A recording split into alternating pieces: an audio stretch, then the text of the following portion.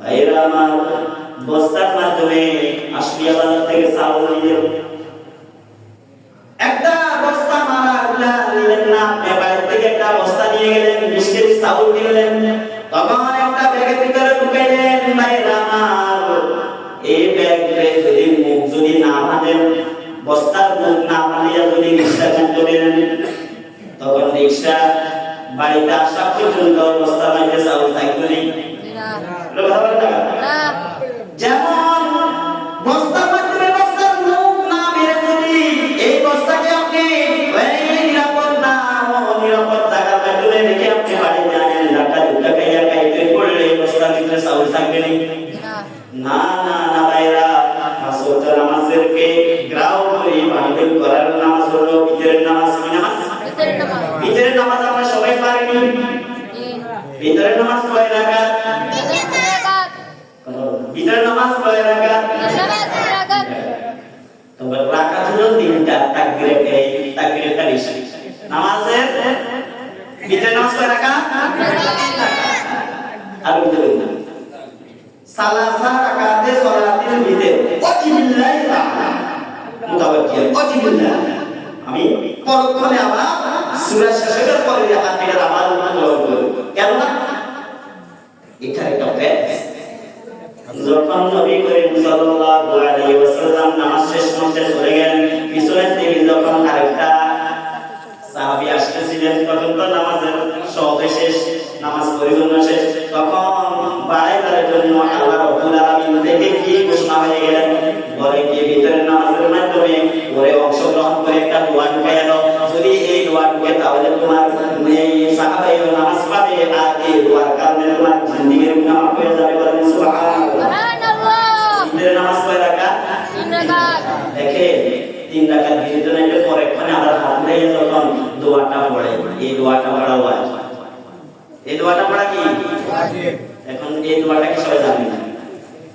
জি ভাইরা আমার, কতটা পড়তে হয়, কত হুকুম, কতটা আমার পিছনে চলে আসে, কথা বলতে হয়। আগের জমানায় আমরা মসজিদে মিনারায় বসাই দিতাম যে সূরা ফাতিহা থেকে সূরা 3 পর্যন্ত পারতো, 11টা সূরা পারতো, তার মিম্বরের দায়িত্ব দিয়ে দিত। তখনকার সময় কোনো ভালো আলেম ছিল না, কোনো ইউনিভার্সিটি ছিল না, কোনো ভালো একটা মাদ্রাসা ছিল না, আলিয়া মাদ্রাসা ছিল না, বড় কাউমি মাদ্রাসা ছিল না। এই জন্য তখনকার সূরা 3 পর্যন্ত যে জানতো তার ইমামের দায়িত্ব নিত। ঠিক না বেঠিক? ওই ইমামে ফতোয়া দিয়ে দিল, যদি তোমরা ভিতরে নামাজের দোয়াটা না পারো তাহলে 3 বার কুলুল্লাহ পড়বা। 3 বার কি পড়বা? না না না, সঠিক হাদিস চলে যাবে। এখন আসছে, এখন কুলুল্লাহ আপনার কাম হলো না। কুলুল্লাহ আপনার কাম হলো না। কুলুল্লাহ আপনার নামাজে না করে এমন ভাবে পিটা দিল, তখন তোমার কুলুল্লাহ তোমাকে পিটাইবে। বলেন নাউজুবিল্লাহ। নাউজুবিল্লাহ। তোমার কুলুল্লাহ তোমাকে পিটাইবে। কেন? এখন চলে আসছে দিন, এখন জিজ্ঞাসা করার বলে চলে আসছে। এই মুরগি বলেন, গাজা আপনি আসতে গেলেন, আমি আপনাকে শিখিয়েছি দোয়াটা কি, আমি আপনাকে শিখিয়ে দিয়েছি। এখন মোকাবেলা করে চলে আসছে, এখন আর কুলুল্লাহ কাম হবে না। যতকালে মানুষ ছিল না শিখে না, ততকালে কুলুল্লাহ কাম হয়েছে। তারাই হবে আপনাদের। বলেন সুবহানাল্লাহ। সুবহানাল্লাহ। শুনে বুঝার কোনো লোক ছিল না। যেমনে বলছে এমনি মাটি মানুষে, যেমনে বলছে এমনি পড়ছে, আল্লাহকে ভয় করছে, তারা তখন কুলুল্লাহ কাম চাচ্ছে। এখন বর্তমানে কুলুল্লাহ কোনো কাম হবে না। এখন করতে হবে দোয়ায়ে কারিম। নাম কি? দোয়া। ভিতরে নামাজের দোয়া করতে নাম হলো আমি তো দোয়া করতে যদি না পারে, একবার পারি না, তখন কিভাবে করতে হবে? প্রথম 2-3 অংশ পড়ে অসুবিধা না, তবু দোয়া করছেন, তবু কি করছেন? 2-3 অংশ পড়ার পর রব্বানা যালামনা পড়লে, রব্বানা আতিনা পড়লে অসুবিধা না। তবে আপনি কুলুল্লাহ পড়লেন, এটা কোন জানার লোক আছে, কষ্ট করার লোক আছে, বুঝার লোক আছে।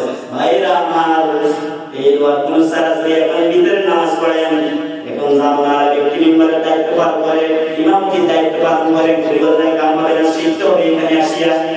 আপনার উপরে শিক্ষা ফরজ, আপনার উপরে শিক্ষা ফরজ। তাহলে আপনি বলতে হবে আল্লাহুম্মা ইন্না নাস্তাঈনুকা ওয়া নাস্তাগফিরুকা ওয়া নু'মিনু বিকা ওয়া নাতাওয়াক্কালু আলাইকা ওয়া নুসনি আলাইকা al-khayr ওয়া নাশকুরুকা ওয়া la nakfuruka ওয়া নাকলাউ ওয়া নাতুবু মান yu'minuka Allahumma iyyaka na'budu wa laka nusalli wa nasjudu wa ilayka nas'a wa nahfidu wa narju rahmataka wa nakhsha 'adabaka inna 'adabaka bil-ghufranil rahim.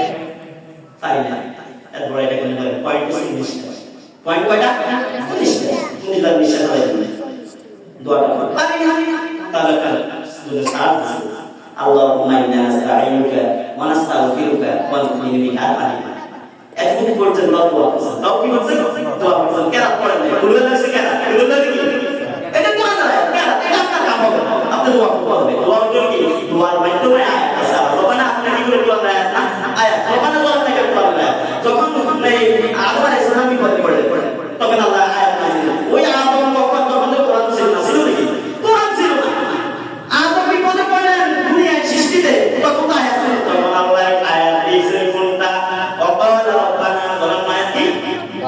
وقال ربنا ظلمنا ظلمنا أنفسنا وإن لم تغفر لنا وترحمنا لنكونن من الخاسرين سورة آيات الدعاء তাহলে কি দোয়া তবে এইটা না দোয়া কোরআনের আয়াত নয় দোয়া কোরআনের আয়াত এটা হচ্ছে তফসিলি কিছু জায়গা থেকে পয়েন্ট নিয়ে একটা দোয়া বের করে এই দোয়াটা যদি না পড়ে নামাজ হবে আপনি নিজের নামাজের মাধ্যমে যখন বলেন আল্লাহুম্মা ইন্না নাস্তাঈনুকা ওয়া নাস্তাগফিরুকা ওয়া নু'মিনু বিকা রব্বানা আতিনা রব্বানা যালামনা বলেন রব্বানা আতিনা বলেন তারপরে বলেন আল্লাহ তোর দুনিয়ার আপনার নামাজ ঠিক আপনি এই সব ঠিক মানে আর পিলা দিবেন তাহলে আমরা শিখতে হবে ইনশাআল্লাহ এই জন্য ওই আয়াতটা বুঝাইছি সমস্যা বলতে হবে যে আমাদের বলবো আমরা ওইটা করা ওইটা সেই আমাদের ক্ষেত্রে কি জন্য খারাপ আমাদের নামাজ ঠিক হয় না কি ঠিক হয় না নামাজ ঠিক হয় না আমরা কষ্ট করি না এই ইমাম সাহেবকে বেতন দিচ্ছি এই ইমাম সাহেবকে খাওয়াচ্ছি সব কিছু করছি তার দেখাশোনা করতেছি